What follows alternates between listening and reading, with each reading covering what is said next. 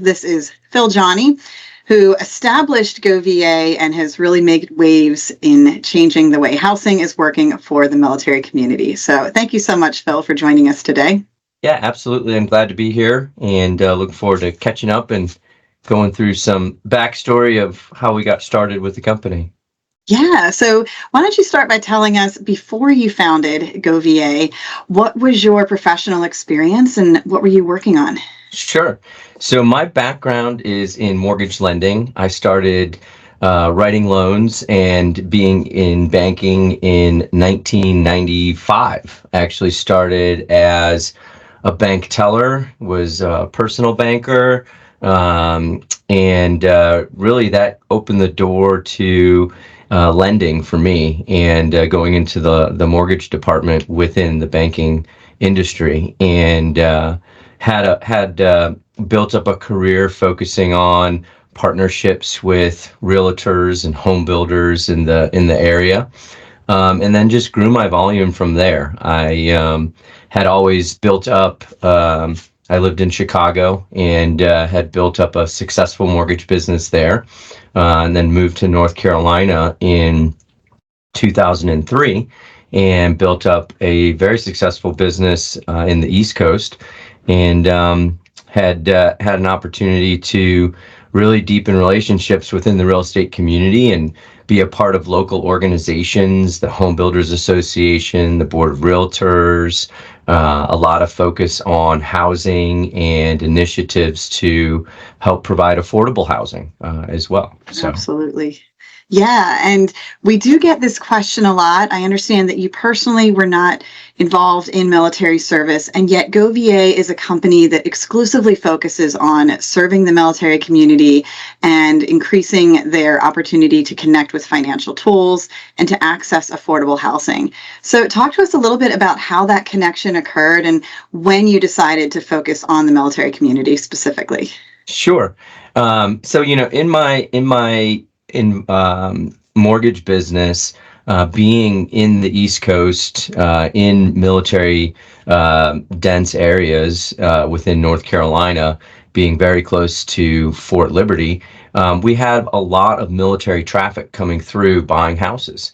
And so I got to have firsthand experience working with so many military families and specifically military spouses throughout my mortgage career in North Carolina. And I noticed that there was a big need in this community for financial education, for consulting, preparation, and a lot of the military community that I've worked with had really started out with some, traditional big box brand companies for going to for their mortgage lending and financing and credit cards or equity loans. And what I learned was, these companies, as they grow and scale, the brand is different from the people. And what I mean by that is phenomenal brand, phenomenal culture, great initiatives to put their best foot forward. However, as they would scale and grow their company, the employees that they would hire may not necessarily be of military background and or have the financial experience in consulting and coaching our military families. And so what I started noticing was a big need to help create a better path towards home ownership for our military community. I started seeing builders that had incentives that they were making exceptions to allow these incentives to be eligible for some of these big box companies that were really, in my opinion, a direct line to the military community. And what would happen is a lot of these consumers would be going through a PCS move. They would be transitioning out of the military. They might just be completely retired and moving by choice. And a lot of these families would run into issues, challenges, problems, bumps in the road. And I then just developed a reputation for being a problem solver. And so within that community, within the relationships in the real estate environment, I just became the go-to guy for questions, advice, second opinions. And that allowed me to really see and look deeper under the hood as to what some of these challenges and obstacles were. And so For sure. I was able to then really get familiar with the military community, and that's where it really opened up my eyes to the opportunity available. I was I had been in situations where the military consumer was getting ready to close on a house, and a week before closing they would be denied because it was a guideline or a loan program, a guideline within the loan program or the VA benefit that the loan officer or professional at the financial institution overlooked. Yeah. And by the time it got into the final stages of getting things signed off on, that's when problems really started occurring. And so I saw that as just a huge, huge swing and a miss for such an important segment of our population when Yeah. the VA focuses on this home loan benefit, and then you have the service member going to execute that benefit and then being told no right before they're getting ready to close on a house, right after they've left their primary residence. Their stuff is in a moving truck. They're completely in limbo, physically and mentally. And that for me was just totally unacceptable. So I'd gone through a couple scenarios where I ended up just buying the house for the military family and thought there's no way we can put our service members out on the street or in this kind of turmoil. So I would just buy the house and allow the military family to move in, get settled, get stable, so that they can then first and foremost make good decisions with a clear mind, and work with the lender, myself, to be able to come up with some solutions to get them prepared and ready to close and overcome whatever obstacle the other financial institution was having. And so by getting the military family into the house and getting that secured and stable, reducing their stress, reducing the anxiety, and then having that working relationship, I would work with that family for 6 to 12 months and then just sell them the house back at what I paid for the house, right? And it was life changing for me and for that Me family, too. and it wasn't just buying houses. I also would provide personal loans and second mortgages. I would set up a little investor group that would help with getting maybe a debt picture profile cleaned up, or providing a second mortgage because another financial institution might have calculated the entitlement wrong, meaning how much money that service member could actually borrow or qualify with their VA benefit. And so I would sometimes bridge that gap to help that family get into the house, and then work with them on getting that second mortgage paid back through either some exchange of work. One particular scenario comes to mind. It was a total coincidence where there was a service member and his family were relocating from Florida, and they calculated the entitlement wrong, and he was told no, they can't fund the loan. And so there was no other solution. He was considering going back to Florida. The builder wouldn't give him their money back on the non-refundable builder deposit, and so I went ahead and said, hey, I'm gonna lend them the difference between what they're entitled to, what that gap was for the purchase price. And this service member was so blown away with that. He started talking to me about, some of his skill sets, and his skill set was in technology. And so he worked for a data security company, And we just started talking, and I was telling him about my vision and what I was thinking. And I started hosting focus groups with military families. And he led me down the path of what was possible in leveraging today's technology to enhance the lives of many military members and spouses and family members throughout the country. And so, in lending, in banking and finance in general, we get a different perspective of the consumer. It's very similar to a doctor's office when the doctor is really looking at, your whole life history. You're standing there in the doctor's office and they're like, hey, throw this gown on and I'm going to be back in and I'm going to check you out. And you're like, oh my goodness, like, what does that mean? And you're in this vulnerable, uncomfortable state because you don't know what's going on. Same thing applies when you look at a consumer's financial picture. They don't know, and what you don't know is very scary. And so I saw a huge opportunity to be able to take today's technology and really level up the financial wellness, the confidence, and the future stability of our military. And so that's where it really drove me to start working more and more on putting a platform together and focusing on how I could really help and give back Yeah. to enhance the lives of our service members. Absolutely. I think it's so incredible and unique that not only did you recognize an ongoing problem that our military families were facing, whether it was paperwork issues or, the way that the banks were handling things or a misunderstanding of VA loans in general and all the specific details that go into them, you saw that problem, and then if you started to try and solve it by yourself, just trying to fill in the gaps and help one family at a time and do whatever needed to be done in that specific situation.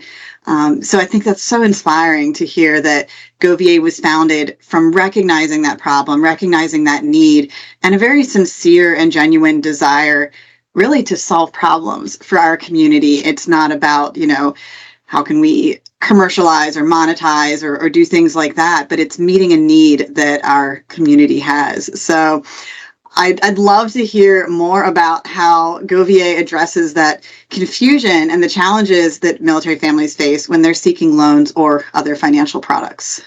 Yeah, so a lot of the confusion is during transition, whether that's transition into the military, out of the military, transition during a PCS move, life-altering events. That yields a lot of confusion to a service member's family, and really that service member's knowledge is is limited in that area, right? And so it's then left on the shoulders of that service member to go out and self-educate, right? And so Mm-hmm.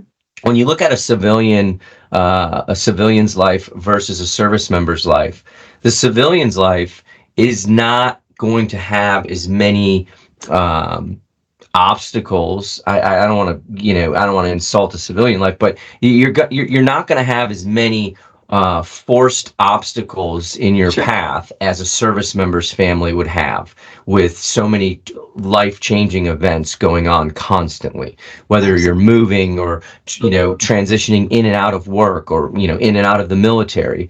And when you're in the military, you're dependent on a lot of these benefits that you get from serving. And the challenge and the opportunity I saw was to be able to help navigate through those benefits and to give that service member a peace of mind. I mean, there's so much stress. I couldn't even begin to imagine the type of stress that goes on in a service member's family, let alone a military spouse who is, holding the fort down, so to speak, for their family, while their service member might be deployed or might be just unavailable at times. Yep. And so to put that type of stress and burden on a spouse, or again, even a service member, it creates a lot of pressure to understand what's the best path forward.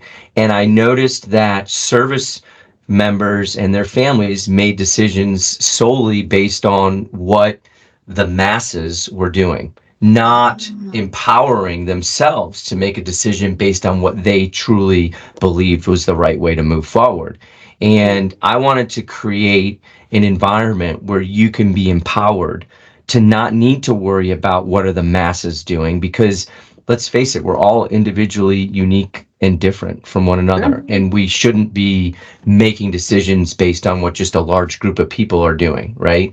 And Yeah. so I wanted to break that down into a more meaningful approach where we could take today's technology, we can take our financial institutions, and we can really come together and create a new environment that allows these service members to flourish and to really leverage their benefits from serving and to take advantage of those benefits. You know, there is a lot of service members and families out there that have served and they're living life, and they're still not taking advantage of the benefits that are available and should be provided to them. So my goal is to grow this platform, to build a community, to build trust, to build that confidence within those families to be able to make their own personal decisions. Because let's face it, your financial picture is personal, and it's not going to be what the masses do or how they move. It's going to be what's important to you, what's important to your family. How are you growing your family? How are you growing your financial picture? What kind of mental stress or mental health obstacles that could be enhanced from a stressful financial picture? And so I feel like the core baseline to stability and economic growth and development in our communities depends on the strength and confidence of our own mental strength and awareness of these types of decisions and education that we can provide. Yeah, that's why I think it's so important that GoVA leads with education and that mission of empowering military families, right? It's not about getting everyone to find a mortgage or get matched with the right financial product, but it's really just building from the ground up, understanding that need for more knowledge, more education, more awareness to make informed choices. And as a military spouse myself, I can absolutely concur with your statement that there's an incredible amount of stress and turmoil in our lives. There's a lot of burdens placed on our shoulders. The military community will certainly acknowledge that. And needing to understand finances and make expert financial choices is just kind of one more expectation that gets thrown on our shoulders. And often, we are so distracted and so overwhelmed with other tasks that it gets pushed to the back, and it's not something that we're quite able to focus on. So I love hearing how GoVA started with that mission of getting people into homes and making sure that their move went successfully and they were able to close on all the benefits of the VA loan that they had earned. But then it expanded into this area of financial education and empowerment. So what are some of the ways that GoVA has expanded to meet those needs and to educate our members on financial topics? Yeah, absolutely. That's a great question. We took a focus on first really understanding what is the knowledge and expertise. Where can we start with that? What is the temperature check? Because everybody's financial picture is different. And so we took the approach of creating a platform that allows you to first start out with a financial checkup. And so you can go through a series of questions and get an idea of where your current financial picture is, where you currently are. You can set some goals. What are some things you hope to get out of your financial wellness journey? And then we use some AI technology that analyzes then the answers to your questions and then serves you content and courses and interactive tools and budget planning and credit monitoring, in a safe environment where, your information is not being sold, your data is not being sold to anybody. We get a lot of feedback, how is GoVA making money? Everybody wants to know, and it just didn't start that way. I mean, we'd love to make money. We don't. It's one of the things we struggle with. but we believe the mission is more important than that. And so we figure it'll work itself out as we grow and enhance the company and provide value. But our number one focus is on education right now, and making sure that there is a safe, reliable resource available to military families across the country to self-educate in their own comfort of their own home, and at their own pace. And so for us, we really took focus on making sure we have the right tools, the right engagement with that user, and created this platform for them.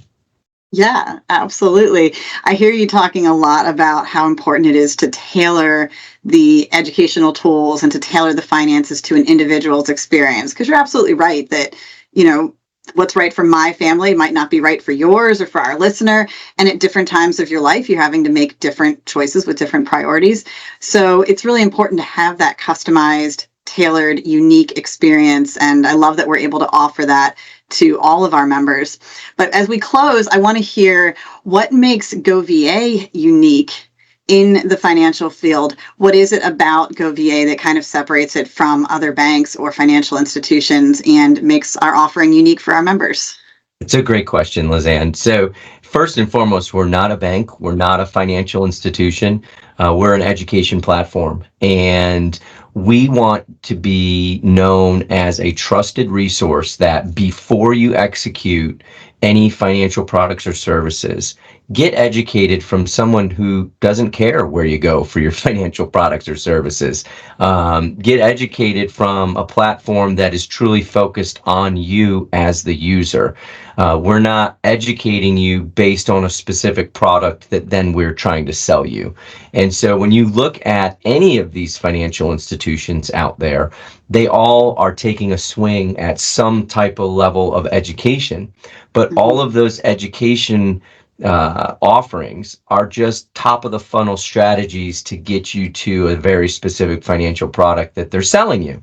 And so for us, our unique offering is we're not selling you any financial products or services. We're literally providing you free education, a free resource to help you become more knowledgeable in the financial and service industry. We want to take those clients, those consumers that may not have the strongest credit profile, may not have the strongest income level, may not have any savings, maybe wondering how they're going to make their next bill payment. Those are the individuals we want to enhance and provide education and counseling to get them to the point where they have accessibility to various financial products and services so that they can leverage some of the benefits that they've earned from serving. And so our goal is to be able to be a trusted resource that is totally different from anything out there in the market right now, where you can come to us, not the financial institution, learn about what your options are, empower yourself with that knowledge so that then you can make your own decisions and choose your own path for whatever financial institution or financial service you want to move forward with. Absolutely. I think it's a beautiful mission. I'm excited to be on the team and to be part of it. And we hope that our viewers now understand a little bit more about why GoVA was founded, what we try to accomplish, and our mission to educate the military community and to empower you to make your own financial choices. And we would encourage you to all to sign up for The Edge, which is our digital membership platform. That's where you can find all these tools, these courses, and these resources that Phil has been talking about. The Edge is free to service members, veterans, and their spouses. So we hope that you'll become a member today, get the education that you need, and empower yourself to make informed financial decisions. Thanks so much, Phil, for sharing your story with us. It has been inspiring to learn about the founding of GoVA. Thank you. Take care.